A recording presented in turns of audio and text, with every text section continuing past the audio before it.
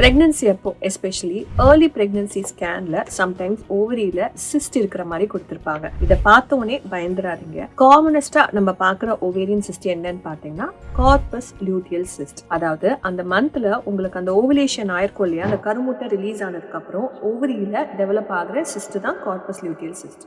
இந்த சிஸ்ட் தான் early faces of பிரெக்னன்சிக்கு தேவையான நியூட்ரிஷியஸ் ஹார்மோன்ஸை பேபிக்கு கொடுக்கறது. ஒரு 14 to 16 வீக்ஸ்ல அதுவே ஆட்டோமேட்டிக்கா டிஸப்பியர் ஆயிடும். இதை தாண்டி வேற சிஸ்டுமே பிரெக்னன்சில வரலாம். காமனா நம்ம பார்க்கக்கூடியது என்னன்னா dermoid cyst, endometriotic cyst or a simple cyst. Most of the times இந்த மாதிரி சிஸ்ட் நம்ம டயக்னோஸ் பண்ணோம்னா க்ளோஸ் மானிட்டரிங் மட்டும் தான் பண்ணுவோம். ஒரு சில பெண்களுக்கு ஏதாவது சைஸ் சடனா இன்க்ரீஸ் ஆகுது, இல்ல ரொம்ப பெயின் இருந்துகிட்டே இருக்கு, பெயின் அலாங் வித் வாமிட்டிங் இருக்கு அப்படின்னா அது ஒரு எமர்ஜென்சி சிச்சுவேஷன். அந்த டைம்ல நம்ம கண்டிப்பா மெடிக்கல் அட்வைஸ் எடுத்துக்கணும்.